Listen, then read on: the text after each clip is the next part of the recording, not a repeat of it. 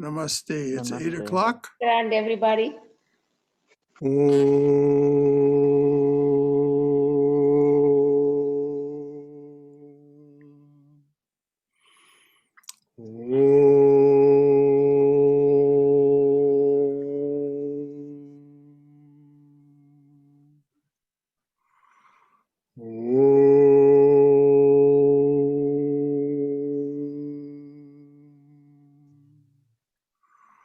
Om Sahana Vavatu Sahano Bhunaktu Sahaviryam Karavavahai Tejasvina Vaditamastu Ma Vidvishavahai. Om Shanti Shanti Shanti. May the Divine Being look over us lovingly as a mother and father. May the Divine Being support and nourish us as a mother and father. May we have the strength and skill to study together the art of spirituality. May no misunderstandings arise amongst us. Om, peace, peace. Peace be unto us and to all beings everywhere. Once again, everyone, good evening, namaste. So good to be with you. We are, of course, studying chapter 2 of Swami Vivekananda's Jnana Yoga.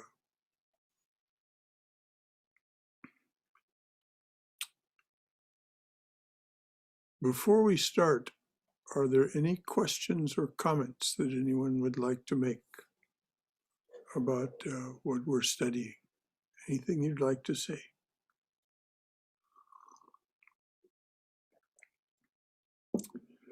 Okay. So I'll begin reading a little bit before where we left off last week. In modern times, if a man quotes a Moses or a Buddha or a Christ, he is laughed at. But let him give the name of a Huxley, a Tyndall, or a Darwin, and it is swallowed without salt. Huxley has said it. That is enough for many. We are free from superstitions indeed. That was a religious superstition, and this a scientific superstition. Only in and through that superstition came life-giving, the spiritual superstition. Only in and through that superstition came life-giving ideas of spirituality. In and through this modern superstition come lust and greed. That superstition was worship of God, and this superstition is worship of filthy lucre, of name, of fame or power. That is the difference. To return to mythology, behind all these stories, we find one idea standing supreme, that man is a degeneration of what was. Coming to the present times, modern research seems to repudiate this position absolutely. Evolutionists seem to contradict entirely this assertion. According to them, man is the evolution of the mollusk, and therefore what mythology states cannot be true. There is in India, however, a mythology which is able to reconcile both these positions. The Indian mythology has a theory of cycles, that all progression is in the form of waves. Now this is, I encourage you to pay very close attention here. This accords now with modern science, particularly modern physics and astrophysics, quantum mechanics, and so The Indian mythology has a theory of cycles, that all progression is in the form of waves. Every wave is attended by a fall, and that by a rise the next moment, that by a fall in the next, and again another rise. The motion is in cycles. We now find that this ancient idea of India is mirrored in the findings of the quantum physicists, that everything, without exception, is a vibrating field. These fields cooperate with one another to create and antagonize one another, or so to speak, battle one another to create destruction. We're now capable of measuring gravity waves. This is very new.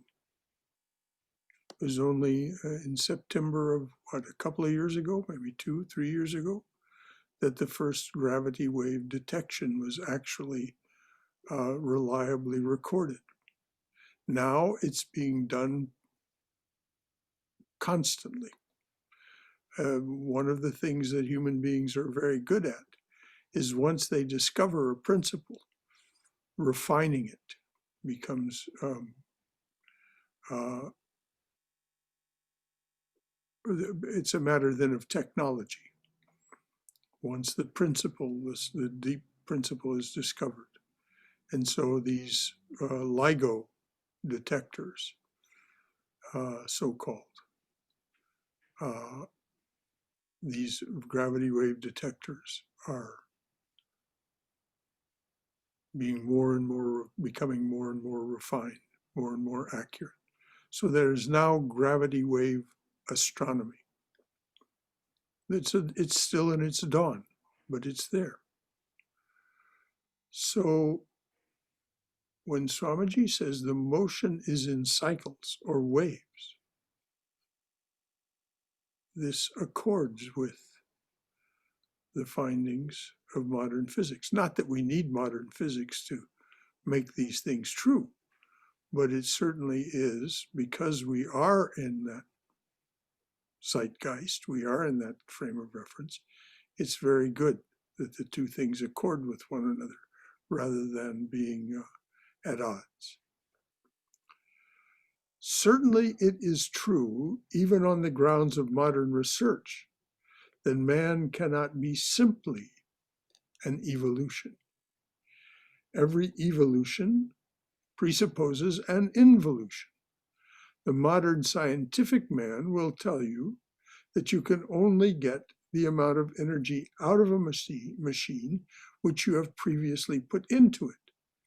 Something cannot be produced out of nothing. If a man is an evolution of the mollusk, then the perfect man, the Buddha man, the Christ man, was involved in the mollusk. But to understand this involved idea, we know of mighty banyan trees. Mighty banyan trees are involved. Everything, all the instructions for creating that mighty banyan tree are in a tiny seed. More familiar to us here in the West is perhaps the idea of an acorn. Mighty oak trees grow from the instructions that are in this size, something the size of, perhaps you could think of, a marble. It's oval rather than round, but all the instructions for creating that huge oak tree. And of course, now we have the knowledge of DNA and so on. that explains how human beings are. All of the instructions for a human being are involved in the DNA. So if man is an evolution of the mollusk, then the perfect man, the Buddha man, the Christ man, was involved in the mollusk. If it is not so, whence come these gigantic personalities? Something cannot come out of nothing. Thus, we are in the position of reconciling the scriptures with modern light. That energy which manifests itself slowly through various stages until it becomes the perfect man cannot come out of nothing. It existed somewhere. And if the mollusk or the protoplasm is the first point to which you can trace it, that protoplasm, somehow or other, must have contained the energy. There is a great discussion going on as to whether the aggregate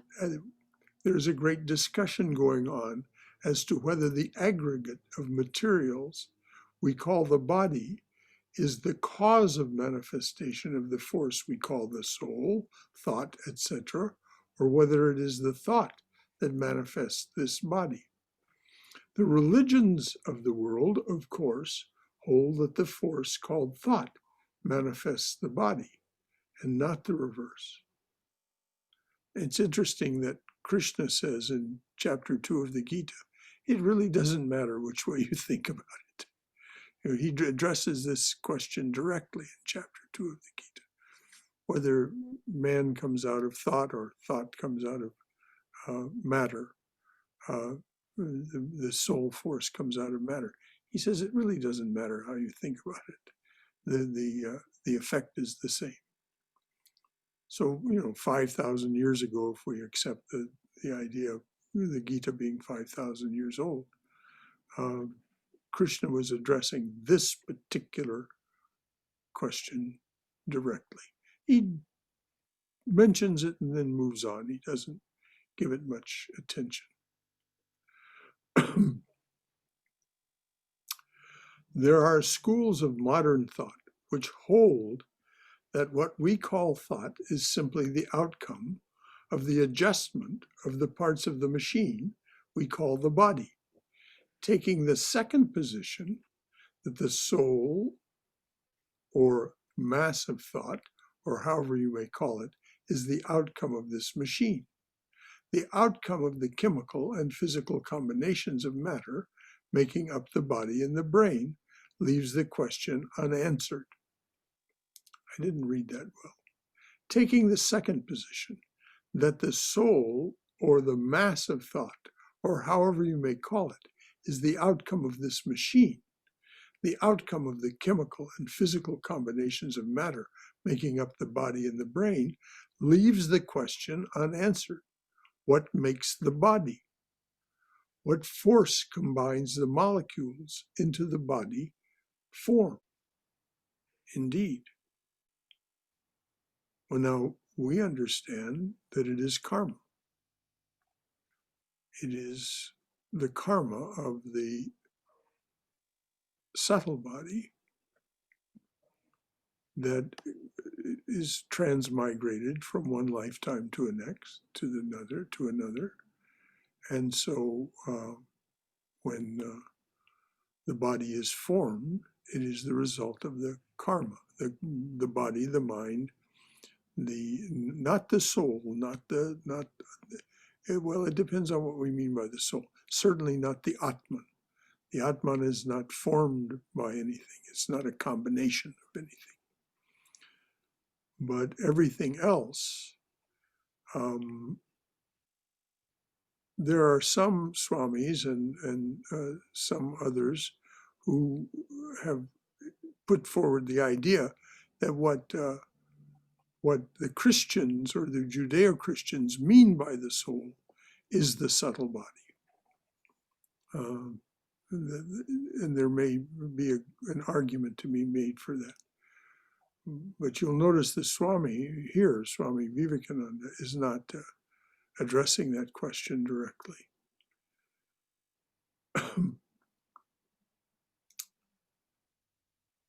What makes the body? What force combines the molecules into the body form? What force is there which takes up material from the mass of matter around and forms my body? One way, forms my body one way, another body another way, and so on. What makes these infinite distinctions? And let's pay attention. What makes these infinite distinctions? Each one of us is unique, infinitely unique, infinitely unique. Very, very important idea when we start to think about what this is, which is what the Swami is talking about. To say that this force called soul is the outcome of the combinations of the molecules of the body is putting the cart before the horse. How did the combinations come? Where was the force to make them? If you say that some other force was the cause of these combinations, and soul was the outcome of that matter, and that soul, which combined a certain mass of matter, was itself the result of the combinations, it is no answer. It's called regression.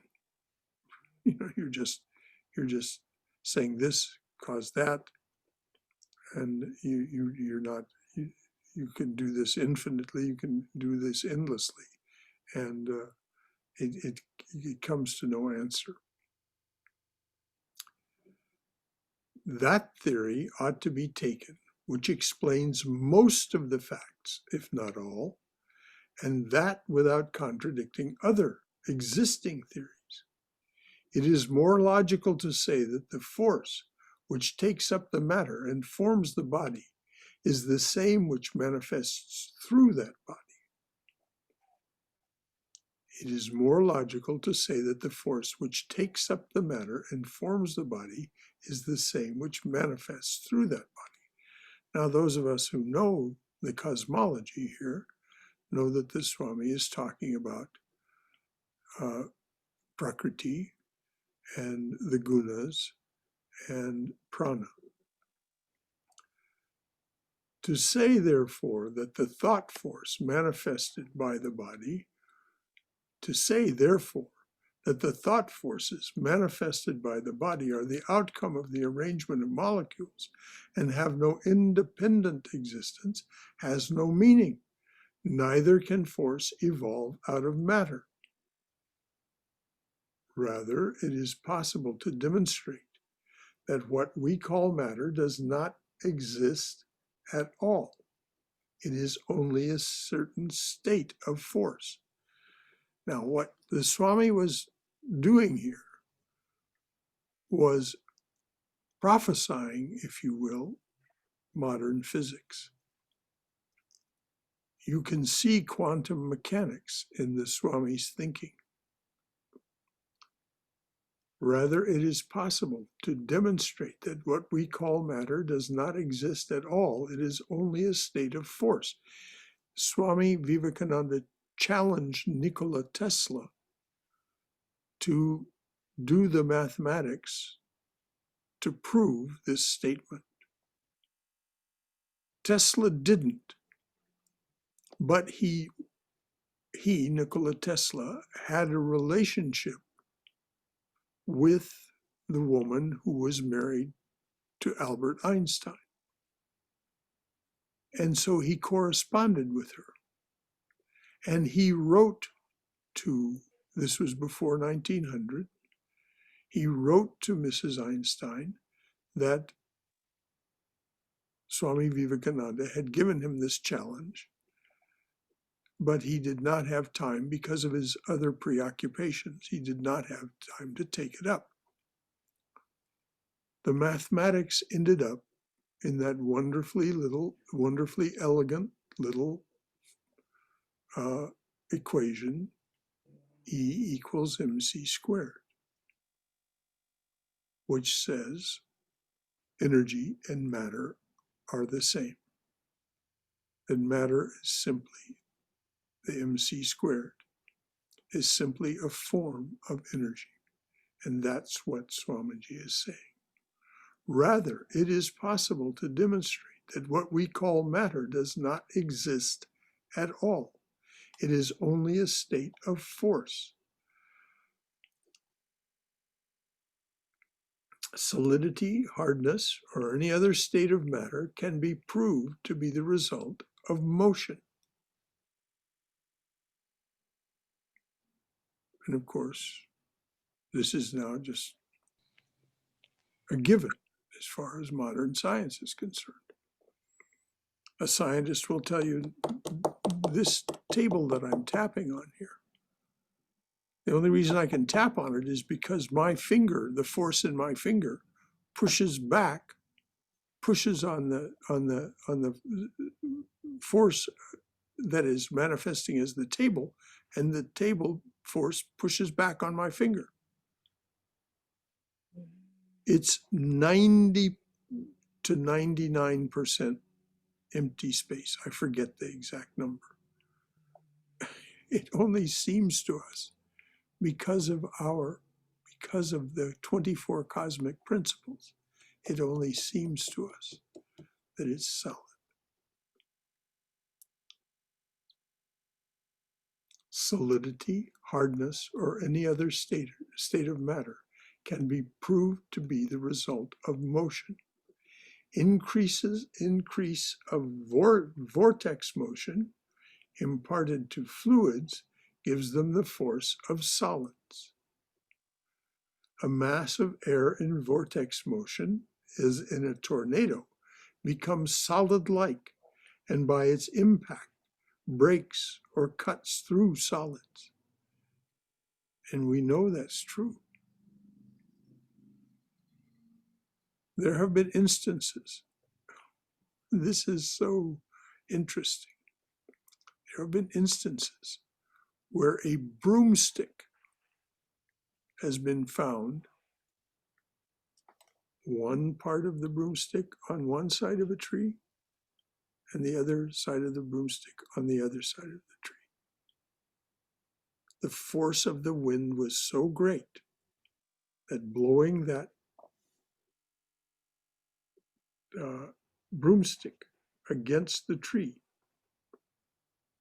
the matter of the tree was sufficiently forced apart that the broomstick could penetrate it. There are pictures, you can find them on the web. A mass of air in vortex motion, as in a tornado, becomes solid-like, and by its impact breaks or cuts through solids. Any of you who have ever tried to do what's called a cannonball into a swimming pool and done it the wrong way may have found you've split your skin, because the water, when you contact it in that way, is very hard. It's not, if you just contact it flat against like that, it's almost like you're contacting concrete. A thread of a spider's web, if it could be moved at almost infinite velocity, would be as strong as an iron chain and would cut through an oak tree. Looking at it in this way, it would be easier to prove that what we call matter does not exist. And of course, this is also what Vishishta told Rama. There's no such thing as matter. There's no such thing as this universe that you perceive. It's just a vibration of consciousness. And the machine that you inhabit is capable of turning that into the universe you perceive. but there is nothing there but the vibration of consciousness. And we know that Sri Ramakrishna actually experienced this. He was in the temple at Dakshineshwar, the shrine, the chapel at Dakshineshwar at one time. And he was doing the worship, and he began to actually witness, perceive that everything was consciousness. The cat, the door sill, the water pot, the image that he was worshiping. It was all nothing more than consciousness. So looking at it this way, it would be easier to prove that what we call matter does not exist. But the other way cannot be proved. What is the force which manifests itself through the body? It is obvious to all of us, whatever this force be, that it is taking particles up, as it were, and manipulating forms out of them, the human body. What is the force that manifests itself through the body? It is obvious to all of us, whatever that force be, that it is taking particles up, as it were, and manipulating forms out of them, the human body. None else comes here to manipulate. None else comes here to manipulate bodies for you and me. I never saw anybody eat food for me.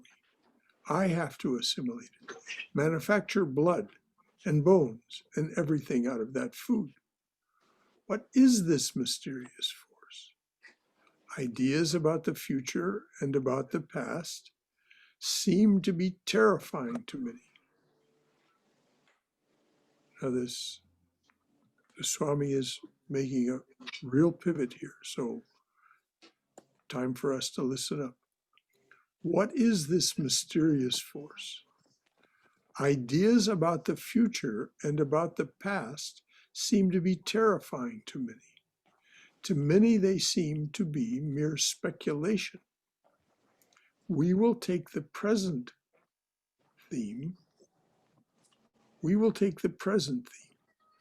What is this force which is now working through us?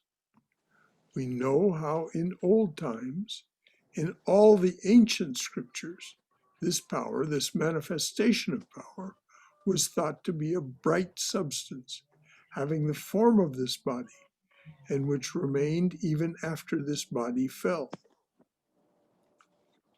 Later on, however, we find a higher idea coming, that this bright body did not represent the force.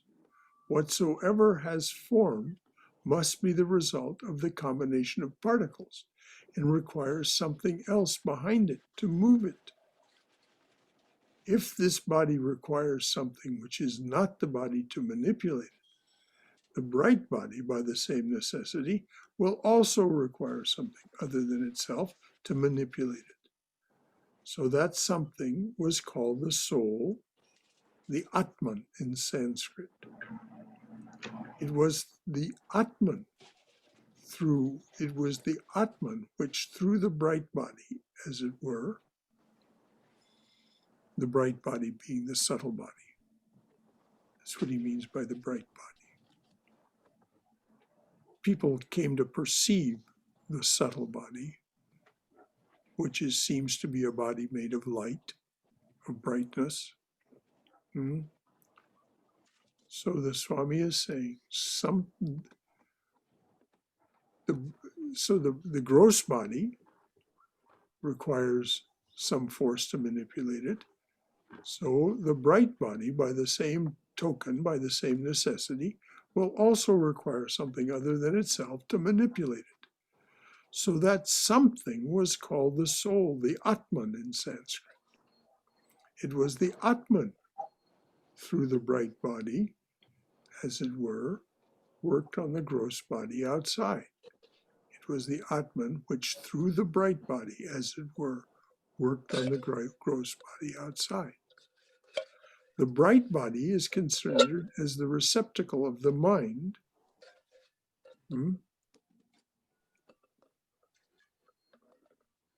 What is the subtle body? The mind, the intellect, and the causal body.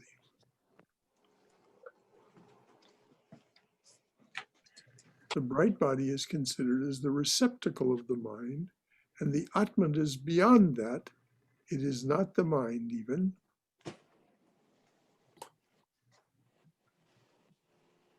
There seems to be some punctuation missing. And the Atman is beyond that. It is not the mind even. It works the mind, and through the mind, the body. You have an Atman, I have another. Each one of us has a separate Atman and a separate fine body or bright body or subtle body. And through that, we work on the gross external body. Questions were then asked about this Atman, about its nature. What is this Atman, this soul of man, which is neither the body nor the mind? Great discussions followed. Speculations were made. Various shapes of philosophic inquiry, various shades of philosophic inquiry came into existence. And I shall try to place before you some of the conclusions that have been reached about this Atman.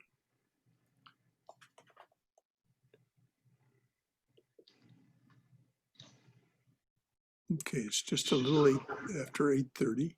This is a good time to take a break from the reading and see if there are any comments or questions about what we've read so far.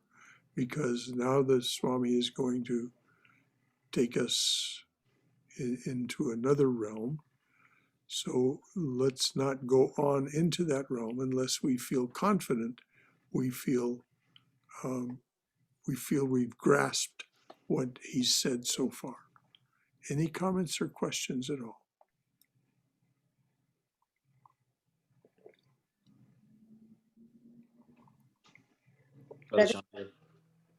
Yes, Keith. You go ahead, Keith. Okay, thanks, Anna. It'll be quick. I just want to make a quick comment. This guy was brilliant. He was incredible at building a case. Yes. Very detailed. He would have been an incredible lawyer. As a matter of fact, that's what he was training for before he decided to become a monk. He was training to become a lawyer. So that's it, Keith. You're right on the money. That's exactly right. So Shailesh, did you have something you wanted to contribute? No. Okay, Haima? It was me. I will say something. I thought it was by mistake. I didn't unmute my sorry. But I have something to say. At the end, I'll say it. Please do. Okay. Okay, Haima, go ahead. Sure. It's about, this is the one I was talking about. Ideas about the future and about the past seem to be terrifying to many. That is the one which we all human beings mostly worried in the past. Maybe not now. I'm not any exception. I think that is the one. Past and the future are the really terrifying. It resonated with me, my own self. Sometimes in the past, when I was younger, I used to worry about the things that happen and then the future, but forgetting about the present, which is a gift. Yes. That's the. Well, this is the habit of the left mind. This is the habit of our chattering left mind, exactly. Is to be constantly projecting itself forward into the future, or reminiscing about and remembering the past, and worrying about the effect that the past has on the future, not about the present so much, but about the future, you know. And so the world is too much with us, late and soon, getting and spending, wasting of our powers, as Wordsworth put it. Thank you. Late and soon, you know, past and future. That's awesome. Thank you, Brother Shankara. World is too much with us, late and soon, getting and spending, wasting of our powers. And that's what we do. We do. just, Most human beings worry about those two things, past and the future. yes, The present moment, that's all we have, really, when we realize yes, indeed. whichever way, all we have is this moment. Next moment, we don't know what's going to happen. Past, Indeed, we do not. yes, and past is gone. We can't change a bit about it, what happened last minute. Yep. That's all. Thank you, Brother Shankara. So anyone else have anything to contribute? Shailesh, were you going to wait till the end of the hour to say what you have to say, or is it something you want to say now?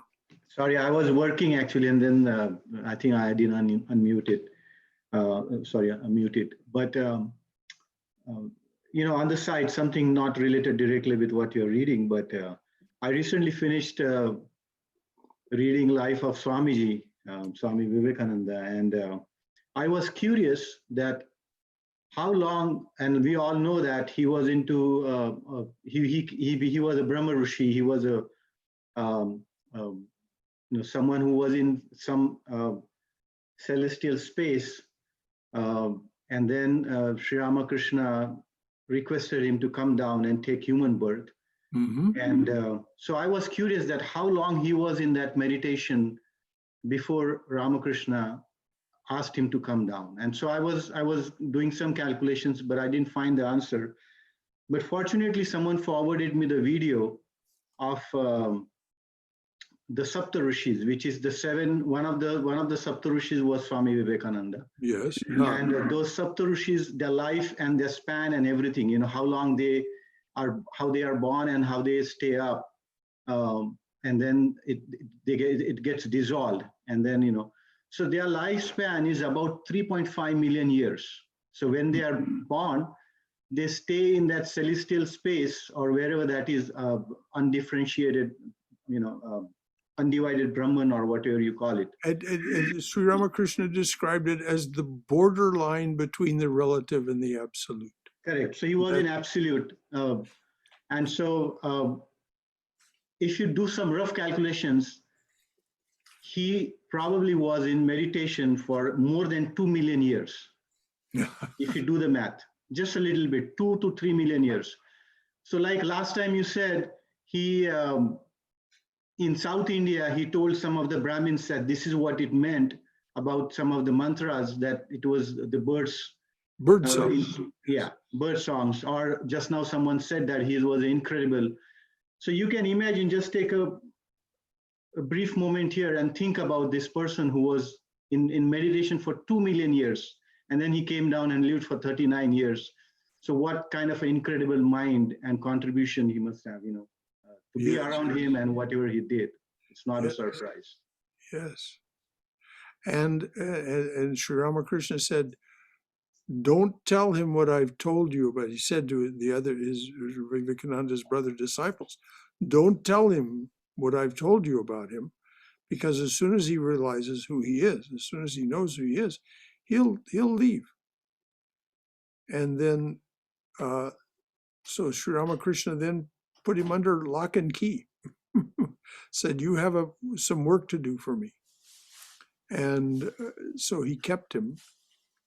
But in June of 1895, some months before this lecture that we're talking about here was given in London, in June of 1895, the Swami Vivekananda, Nara, the sage Nara in that form, was in Thousand Island Park, New York, and had the realization of Nirvikalpa Samadhi.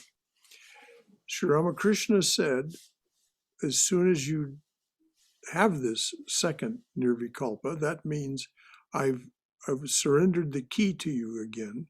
Oh, I see. And you've finished and you can go. But out of his compassion,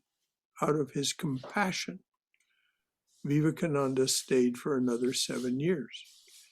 And he said in San Francisco in 1900, this was, I forget what the month was, maybe February, March of 1900, he said to a disciple, they were camped at Camp Taylor, which is outside San Francisco. And the Swami said, well, I will have to be born again. And the disciple said, oh, why, Swami? He said, because I have fallen in love with these human beings. Mm.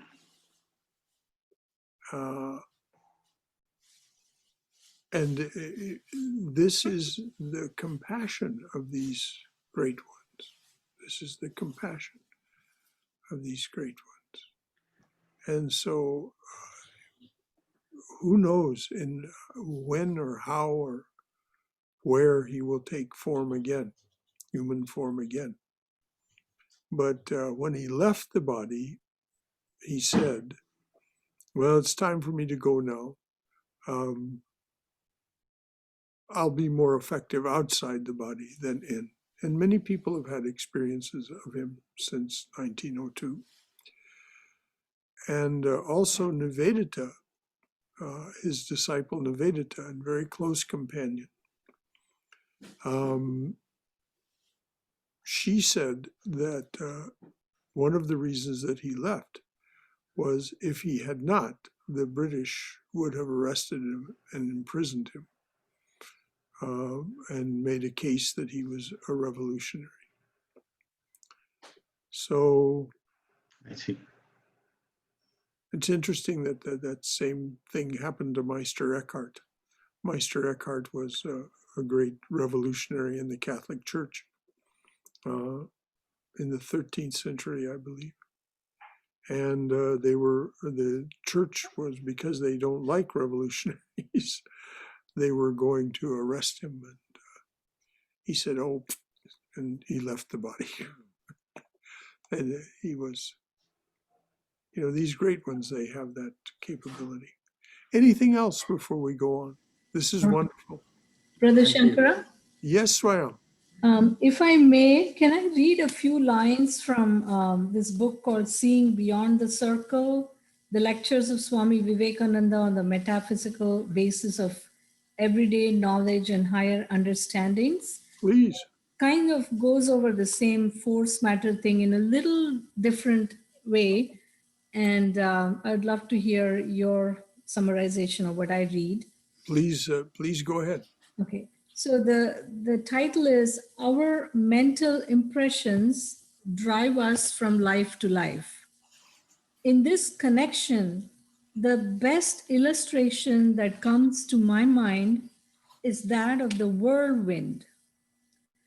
Different currents of air coming from different directions meet, and at the meeting point become united and go on rotating.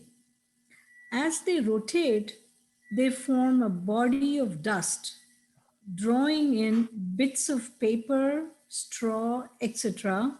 at one place, only to drop them and go on to another, and so go on rotating, raising and forming bodies out of the materials which are before them.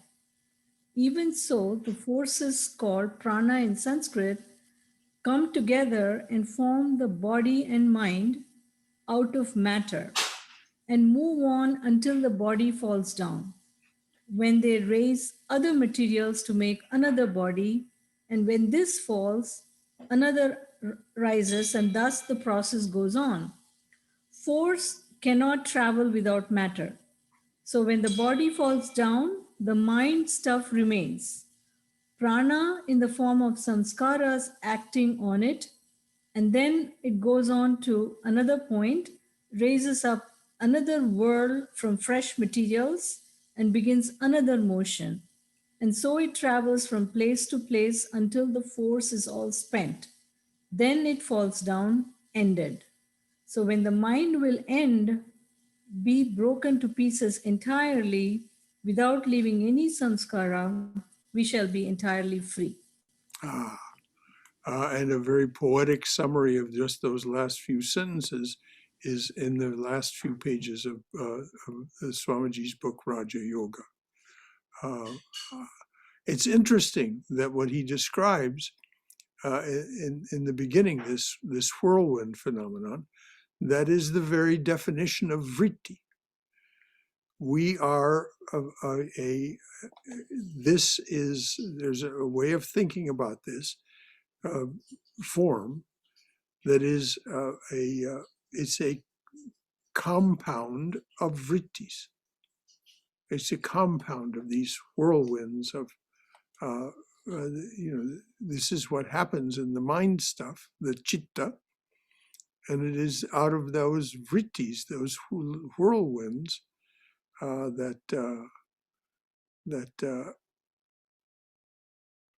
what we are and see arises. And this is why I sometimes use the expression for our samskaras, all of these mental impressions that exist within us, as wind chimes.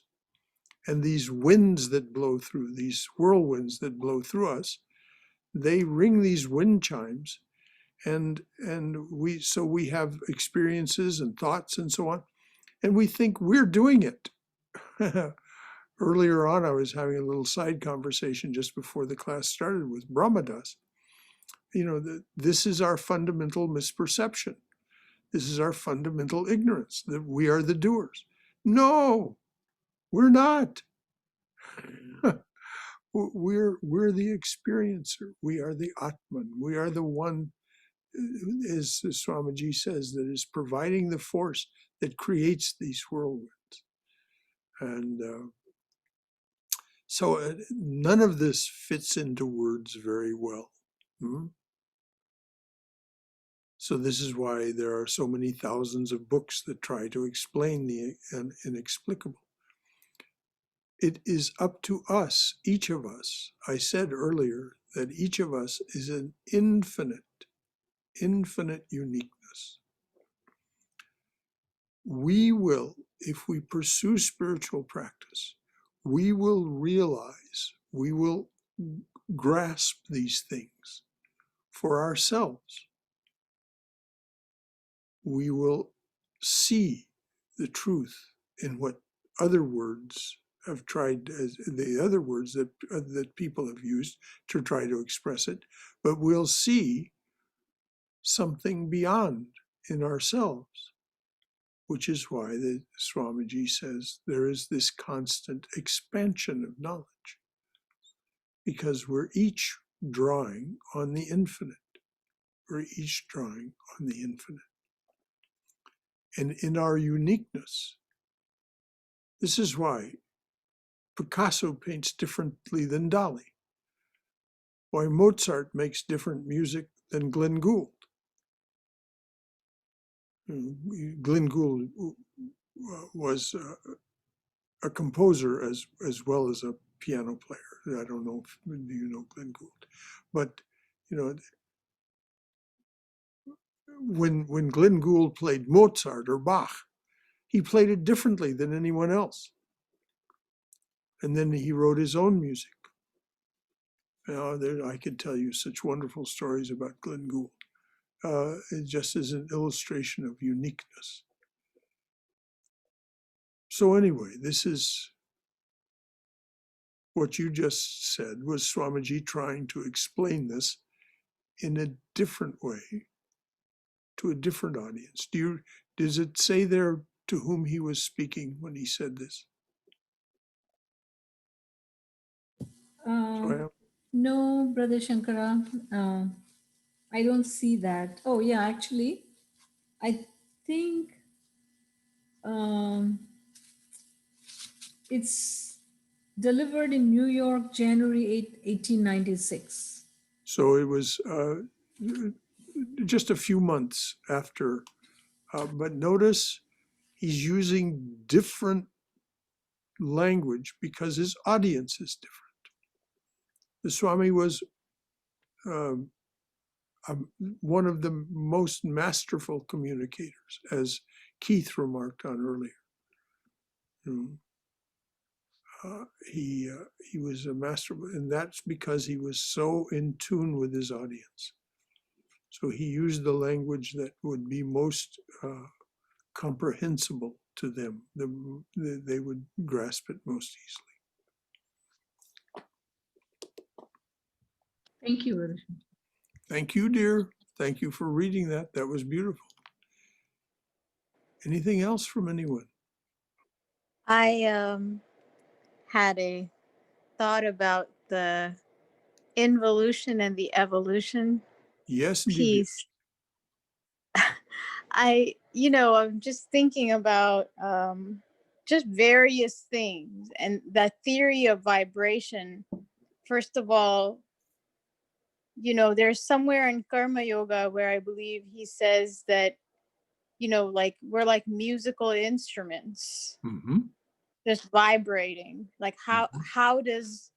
how do we tune in? Like I think you just used the word tune in, which is exactly how it's like radios tuning into each other. Yes. And I think that goes to his theory of wireless communication, Yes. which is fascinating to me. And, he's discovering this, at the end of the 19th century, before radios even. And he says in Raja Yoga, we don't need the wire. Mm-hmm.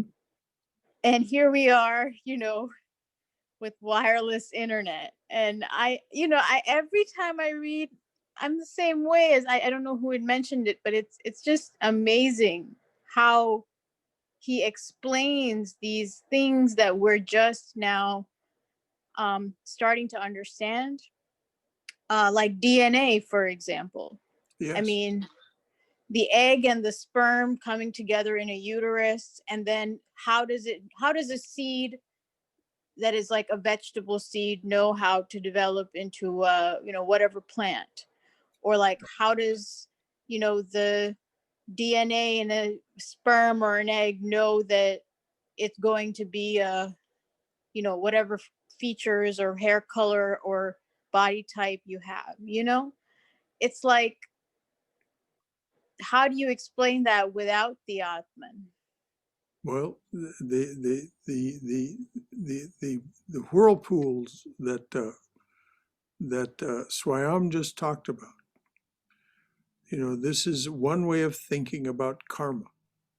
There's these whirlpools that until they're exhausted, as she pointed out, they're going to have their effect. They pick up bits and pieces here and there and deposit it here and there. As I say, to anyone who wants to read Swamiji's very poetic explanation of this, and so articulate, read the last few pages of Raja Yoga. Not the appendix, but the last few pages of chapter 4. Chapter 4. Yeah, read the last few pages. He explains in a very poetic way what it is we're doing here and how it comes to be, how we move through it, and how we finally end it, as Swayam just read. How finally there's no need to take a further body, and so we become independent, kaivalya. It also just explains how the Gita talks about how Krishna, creates the universe too. Like the whirlpool that Swayamji brought up, in the sense that, I think somewhere in the Gita it says that fire creates water. Yes, Or isn't that amazing or to think? yes, or I think it was either fire creates water or water creates fire, which, I mean, it's like one is used to put out the other, and yet one is the creator. It's just like the wind example that you brought up in the beginning. It's just these invisible things that are working underneath.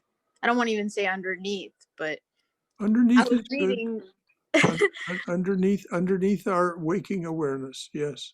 waking awareness, and this evening I was reading. Sorry, I'm going on, But I was reading Thomas A. Kempis, Mhm. and he said something that just kept resonating with me as you were reading that, which was, study therefore to withdraw thy heart from love of things visible, and turn thee to things invisible. For they that follow their senses spot their conscience and lose the grace of God. Yes.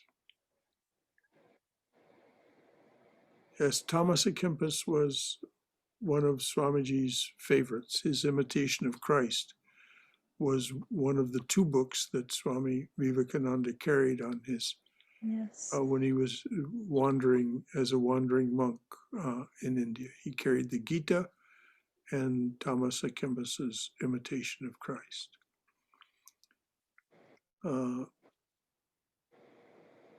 Wonderful, wonderful. Yes, Thank you. this is all our manana.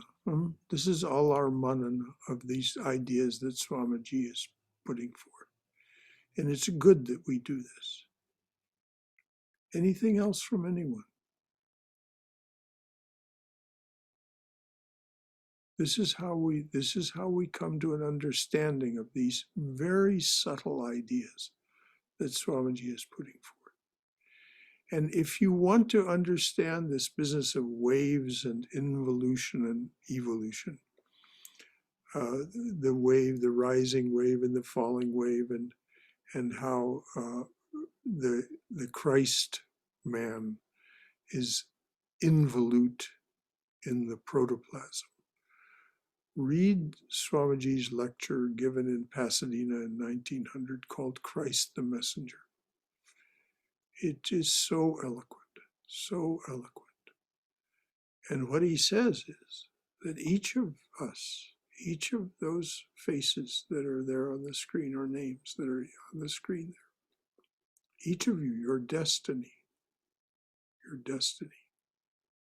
is to become like that.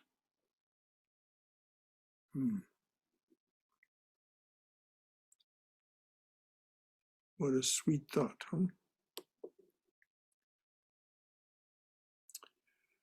So it's 8:57. We're going to leave it there. So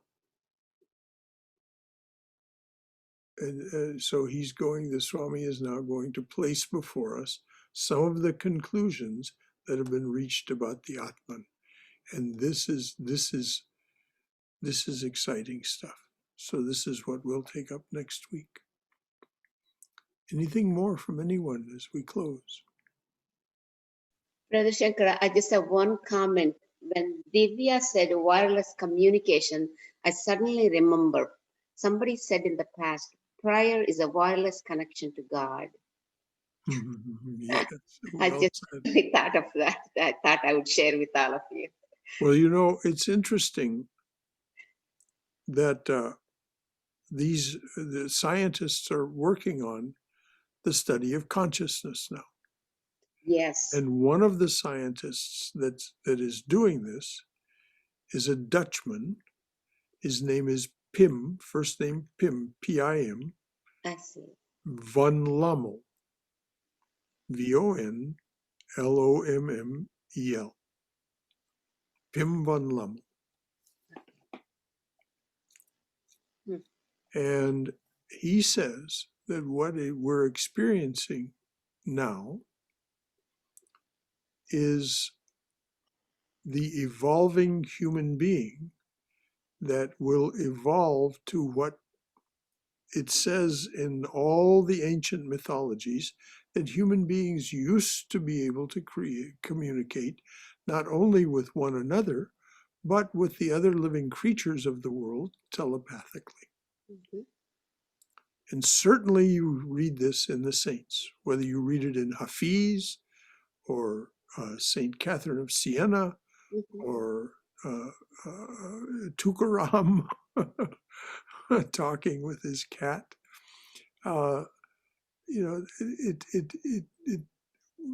This is what we're evolving toward. And it is apparently an aspect of Satyug, the era, the age that is dawning, that Sri Ramakrishna's birth was the end of the Kali Yuga. It represented the end of the Kali Yuga and the beginning of the Satyuga. And this doesn't happen overnight. Swami Vivekananda gave us a clue, I think, when he said toward the end of his life, and I mean right toward the end of his life, he said, "I've given them enough for 1,500 years." So, we're a couple of hundred years into that. So this transition from the end of the Kali Yuga, the final tailing off of the Kali Yuga, and the efflorescence, the effulgence of the Satyuga may take another 1,300 years. This is a speculation on my part. But in any event, this ability that we have now to communicate wirelessly is a foreshadowing of our ability to communicate telepathically. And von Lommel investigates that by using things like Faraday cages, which completely isolate a human being from all electromagnetic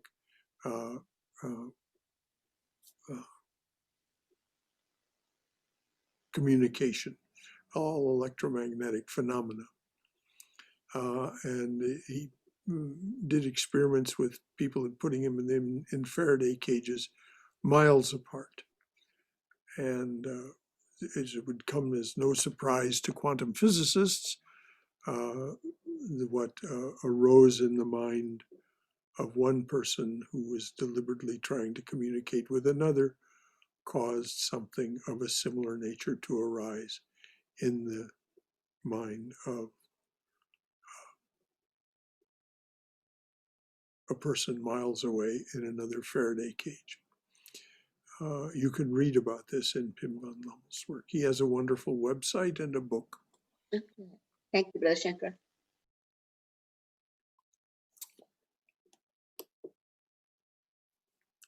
And Swamiji would have admired him extravagantly for his very methodical way of going about his research.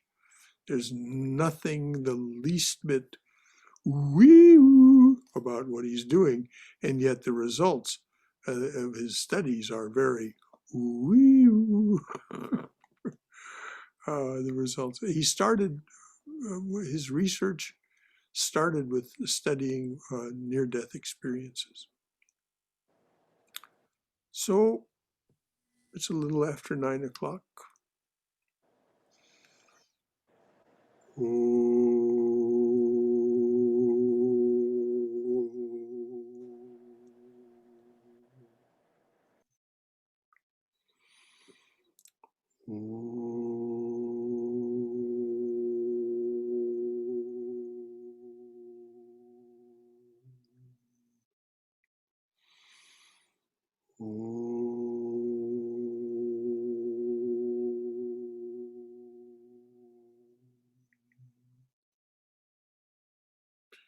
Speech cannot hold thee nor mind, yet without thee we think not nor speak.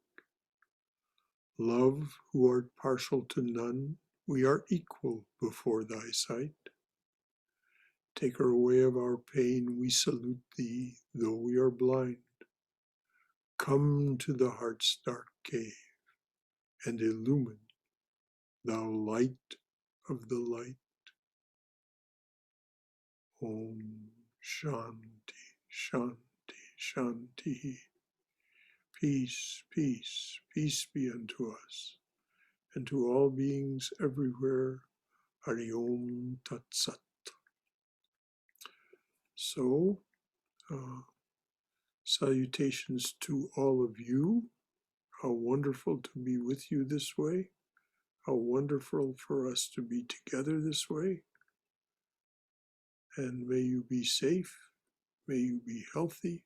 May you be cheerful in this time of dreadful transformation. Go in Mother's loving and protective embrace. Om Jai Shri Guru Maharaj Ji Ki Jai. Durga, Durga, Durga. Until Saturday morning, when we study the book Realizing God, if you choose to join us. And then on Sunday, the talk will be Swami Vivekananda's Raja Yoga, a summary of Swami Vivekananda's discussion of Patanjali's Yoga Sutra. So good night, everyone. Good night. Good night. Thank you. Thank you. Hari Om. Hari Om, Hari Om, Hari Om.